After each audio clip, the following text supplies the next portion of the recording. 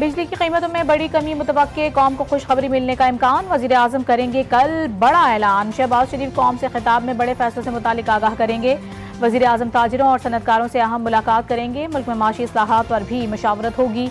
वज़ीर आज़म शहबाज शरीफ power sector में इस्लाहात पर भी एतमाद मिलेंगे।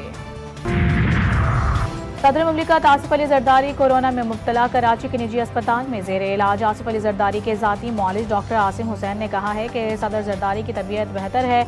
मुख्तलिफ टेस्ट किए गए। सदर अस्पताल के आइसोलेशन वार्ड में हैं। माहिरीन की टीम आसिफ अली जरदारी की देखभाल कर रही है। खातून अव्वल आसिफा भुट्टो ने डॉक्टर से वालिद की सेहत से मुतालिक तफसीलात मालूम की।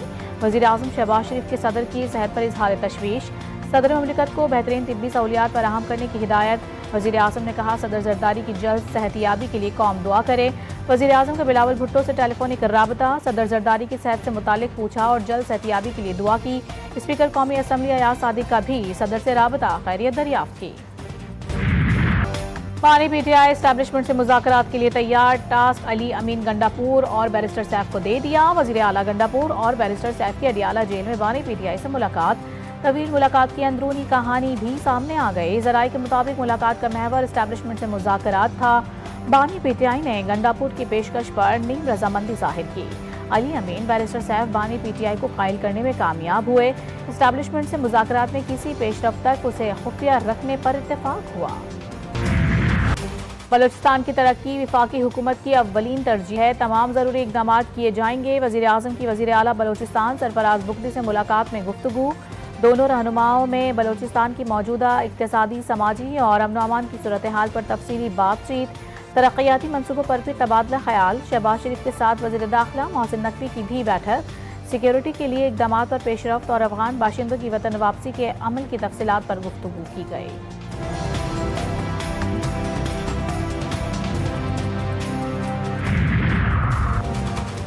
वज़ीर आज़म शहबाज शरीफ की लीगी कायद मियां मोहम्मद नवाज शरीफ से मुलाकात। दोनों रहनुमाओं की मुल्की सूरत हाल पर तबादला ख्याल। नवाज शरीफ को बलोचिस्तान और मुल्की अमन व अमान के हवाले से ब्रीफिंग। वज़ीर आज़म ने कहा कि बलोचिस्तान के वज़ीर आला से तफसीली गुफ्तगू हुई। बलोचिस्तान में हर हाल में अमन कायम होगा।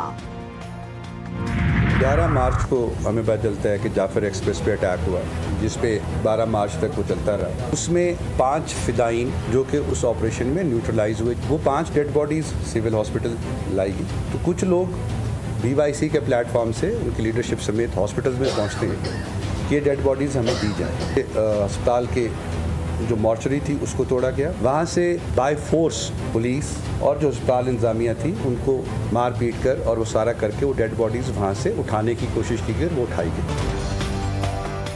बलोच यकजहती कमेटी सिक्योरिटी इदारों के खिलाफ प्रोपेगेंडा कर रही है। एहतजाज हक है, लेकिन रास्ते बंद करना और अवामी अमलाक को नुकसान पहुँचाना किसी का हक नहीं। DIG कोयटा एतजाज गोराया की तर्जुमान बलोचिस्तान हुकूमत शाहिद रिंद के हमरा प्रेस कॉन्फ्रेंस कहा ट्रेन हमले के बाद ऑपरेशन में दहशतगर्दों को मारा गया। 5 लाशें सिविल अस्पताल मुंतकिल की गईं। बलोच यकजहती कमेटी के लोग अस्पताल इंतजामिया को मार पीट करके लाशें ले गए। एहतजाज के दौरान CCTV कैमरे तोड़ दिए। शाहिद रिंद बोले सूबाई हुकूमत सूबे में अमन व अमान के लिए हर मुमकिन इक़दाम कर रही है। किसी सूरत भी कानून की खिलाफ वर्जी कबूल नहीं करेंगे।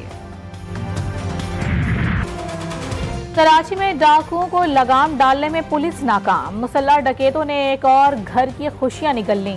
डिफेंस फेज 1 में डाकुओं ने बेटे के सामने बाप को मौत के घाट उतार दिया। फायरिंग की CCTV फुटेज GTV न्यूज ने हासिल कर ली। शहरी पार्किंग एरिया में कार का बोनट खोलकर ठीक कर रहा था। मोटरसाइकिल सवार डाकुओं ने लूट मार की कोशिश की। शहरी की मुजाहिमत करने पर डाकुओं ने गोलियां बरसा दी। नम आंखें, बेबसी, चाहकर भी कुछ ना कर पाया। बाबा को बेटा ना बचा पाया। जालिम डाकुओं ने बेटे के सामने बाप की जिंदगी छीन ली। बेटा बेबसी की तस्वीर बना देखता रहा।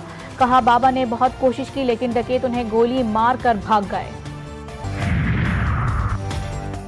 ना बाबर चले ना रिजवान, सलमान भी रहे नाकाम। हैमिल्टन में दूसरे वनडे में भी पाकिस्तानी टीम को बदतरीन शिकस्त। न्यूजीलैंड ने पाकिस्तान को 84 रन से हरा दिया। सीरीज में नुमाया बरतरी हासिल कर ली। न्यूजीलैंड की टीम ने 8 विकेटों के नुकसान पर 292 रन स्कोर किए। कौमी टीम 208 पर ही ढेर हो गई और पूरी टीम पवेलियन लौटी। पाकिस्तानी बॉलिंग एक बार फिर से नाकाम रही। अहम बैटर्स की भी मायूस कुन कारकर्दगी। फहीम अशरफ 73 और नसीम शाह 51 रन बनाकर नुमाया रहे। कीवीज विकेटकीपर मैचेल ने 78 गेंदों पर नाकाबिल शिकस्त 99 रन बनाए। मोहम्मद अब्बास 41 रन बनाकर नुमाया रहे। हमारी कारकर्दगी मायूस कुन रही, हमारे बॉलर्स स्विंग नहीं कर सके, कीवी बॉलर्स ने अच्छी बॉलिंग की। कप्तान मोहम्मद रिजवान कहते हैं यहाँ की कंडीशंस चैलेंजिंग हैं मगर ये कोई माजरत नहीं। कुछ अरसे से हम मैच के अहम मौके को ज़ाया कर रहे हैं। हम बॉलिंग और बैटिंग के पहले 10 ओवर्स में अच्छे नहीं रहे। ईद उल फित्र के तीसरे रोज़ भी अवाम की खुशियाँ उरूज पर, सैर सपाटे और दावतों का एहतमाम। कोई पहुंचा ससुराल तो कोई ननहाल। मीठी ईद के तीसरे दिन भी मज़ेदार खाने बनाए गए, कहीं पुलाव की खुशबू तो कहीं चटपटी बिरयानी दस्तरखान की जीनत बनी। खातिर तवाज़ो के लिए मज़े मज़े के पकवान तैयार किए गए। मर्दों की चटपटे खानों की फरमाइशें, गर्मा गर्म खाने के बाद ठंडी ठंडी आइसक्रीम ने मज़ा दोबाला कर दिया। दीदी 1450 जमा हुई है, बाकी अभी हम लोग एनिमल्स को देख रहे हैं, घूम रहे हैं और चीज़ें खा रहे हैं। बाकी यहाँ पे बहुत मज़ा आ रहा है। ईद के तीसरे रोज भी बच्चों की मौज मस्तियाँ, पार्क्स, मेलों, चिड़ियाघर और आइसक्रीम पार्लर्स में बच्चों का रश। बड़ों की जेबें खाली करवा दी। चिड़ियाघरों में तफरीह का रंग और भी गहरा हो गया। हंसी मजाक मस्ती उरूज पर। वालिदैन बच्चों की फरमाइशें पूरी करने में मसरूफ। बच्चे तफरीह गाहों में खेल कूद और मस्ती मज़े में मगन। मंचलों ने दूर दराज तफरीही मकामात का रुख कर लिया।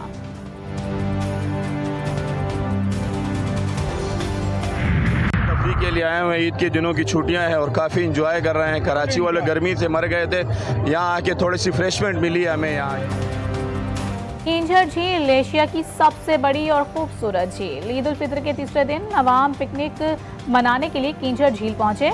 झील के ठंडे ठंडे पानी में नहाकर खूब इंजॉय किया। वज़ीर आला पंजाब के ऑटिज्म के शिकार बच्चों को ईद उल फित्र की खुसूसी मुबारकबाद। मरीम नवाज ने कहा कि पहली बार पंजाब के 40,000 बच्चों को ईद पर गिफ्ट पैक दिए गए। ये बच्चे मरीज नहीं बल्कि ख़ास लोग हैं। स्पेशल एजुकेशन स्पेशल बच्चे भी तरजीहात में शामिल। रोज़गार प्रोग्राम पर काम जारी। 27 डिविजनल पब्लिक स्कूल्स में भी ऑटिज्म सेंटर कायम।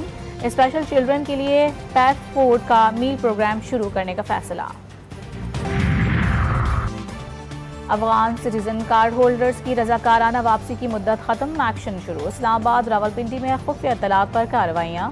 60 बाशिंदे ज़ेर हिरासत। तमाम अफगान बाशिंदे पुराना हाजी कैंप में वाक़ आरजी कैंप में मुंतकिल। आरजी कैंप में रजिस्ट्रेशन के बाद तमाम अफराद को लंडी कोतल ले जाया जाएगा।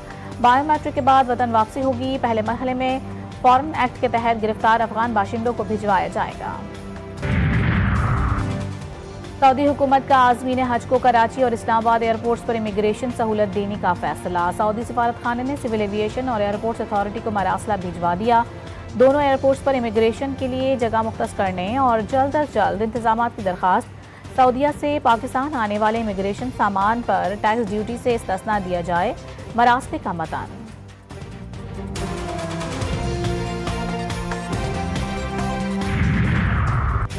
दुनिया में अमन लाने के दावे धरे। ट्रंप की पॉलिसियां खित्ते के लिए खतरा। अमेरिका का एक बार फिर ईरान पर दहशतगर्दी और रूस को ड्रोन फराहम करने का इल्जाम। ईरानी ड्रोन नेट पर पाबंदियां आयद कर दी। मुत्तहिदा अरब अमारात और चीनी कंपनियों पर भी संगीन इल्जामात। अमरीकी महकमा इंसाफ में ईरानी शहरियों के खिलाफ मुकदमा दर्ज। जंगी जुनून में मुब्तला अमरीका ने मशरिकी वुस्ता में तैयारा बरदार बहरी बेड़े की तादाद भी बढ़ा दी। पेंटागन का मशरिकी वुस्ता में तैनात तैयारा बरदार बहरी बेड़े की तादाद बढ़ाने का ऐलान। ईरान भी अमरीकी धमकियों से नाला। ट्रंप के खिलाफ अक़वाम मुत्तहिदा में शिकायत। अमरीकी सदर के बयानात पर तेहरान हुकूमत का शदीद रद्द-ए-अमल। वाशिंगटन और इजराइल को खबरदार कर दिया कि किसी भी जारहियत का जवाब भरपूर अंदाज में मिलेगा। सलामती कौंसिल को खत में ईरानी सफीर अमीर सईद एरवानी ने बमबारी की धमकी को बैनुल-अक़वामी कानून और अक़वाम मुत्तहिदा के चार्टर की खुली खिलाफ वर्जी करार दे दिया। कहा अगर अमरीका या उसके एजेंट इजराइल ने ईरानी खुद मुख्तारी, इलाक़ाई सालमियत या कौमी मफादात पर हमला किया तो उसका फौरी और फैसला कुन जवाब दिया जाएगा। अमरीका की यमन के खिलाफ जारहियत। एक बार फिर फजाई हमला कर दिया, 4 अफराद शहीद। अब तक हमलों में 65 यमनी शहरी जान से हाथ धो बैठे। यमनी फौज का जवाबी वार। अमरीकी बहरी बेड़े को क्रूज मिसाइल से निशाना बनाया गया। यमनी फौज का कहना है कि 24 घंटों में तीसरी बार मुतादिद मिसाइलों से बहरी बेड़े पर हमला किया। यमन फलस्तीन की हिमायत में इजरायली मिलिट्री तनसीबात को भी बहरा अहमर और बहिरा अरब में निशाना बनाता रहेगा। अमरीकी सदर का आज मजीद टैरिफ आयद करने का ऐलान। डोनाल्ड ट्रंप का कहना है कि टैरिफ अमरीकी मईशत को बहाल करने की कोशिश है। कई ममालिक सालों से अमरीका के साथ गैर मुनसिफाना तिजारती जवाबित इस्तेमाल कर रहे हैं। ये दिन अमरीकी नई तारीख में एक अहम दिन के तौर पर याद रखा जाएगा। भारतीय रियासत गुजरात की पटाखा फैक्ट्री में धमाका, 7 बच्चों समेत 21 अफराद हलाक। धमाके के बाद आग लग गई। गोदाम में रखे आतिशी मवाद फटने से फैक्ट्री की इमारत तबाह। फैक्ट्री में गैर कानूनी तौर पर पटाखे बनाए जा रहे थे। हादसे के बाद फैक्ट्री मालिक और उसके बेटे पर मुकदमा दर्ज, दोनों को गिरफ्तार कर लिया गया। म्यांमार में कयामत खेज ज़लज़ले से हलाकतों की तादाद 3000 के करीब पहुंच गई। हजारों जख्मी, सैकड़ों इमारतें ज़मींबोस। इमदादी कार्रवाइयां जारी। एक होटल के मलबे से 26 साला नौजवान को 5 दिन बाद जिंदा निकाल लिया गया। ज़लज़ला मुतासरीन बदतरीन सूरत हाल में हैं। खुराक, दवाओं और बेसरो सामानी की हालत में सड़कों पर शबो रोज गुजार रहे हैं। कराची के इलाके कोरंगी में ज़ेरे ज़मीन लगी आग की शिद्दत ताहाल बरकरार। किसी भी हंगामी सूरत हाल से निपटने के लिए आग के मकाम पर कंटोनमेंट बोर्ड की टीमें तैनात। तेल, गैस और पेट्रोल के फायर एक्सपोर्ट का दौरा। सऊदी गैस हुकाम और पाकिस्तान रिफाइनरी लिमिटेड की टीमें भी सर्वे में मसरूफ। कंटोनमेंट बोर्ड हुकाम का कहना है कि मुतासरा मकाम को अतराफ से मुकम्मल घेरे में ले रखा है। कश्मीर में कच्चे के डाकुओं ने 3 कस्टम एहलकारों को अगवा कर लिया। डाकुओं का कस्टम एहलकारों की रिहाई के बदले साथियों की रिहाई का मुतालबा। डाकुओं ने मुग़वियों को कत्ल करने की धमकी दे दी। राजस्थान में घूमर रक्स का नया रिकॉर्ड कायम। 11,000 खवातीन ने एक साथ डांस करके माहौल को 4 चांद लगा दिए। रक्स का रिकॉर्ड राजस्थान फाउंडेशन डे के मौके पर तकरीब के दौरान हुआ। और पाकिस्तान सुपर लीग सीजन 10 का ऑफिशियल तराना जारी। मारूफ गुलकारों ने आवाज का जादू जगाया। अबरारुल हक, अली जफर, नताशा बेग और तलहा अंजुम भी शामिल। पाकिस्तान सुपर लीग के 10वें एडिशन का आगाज 11 अप्रैल से होगा।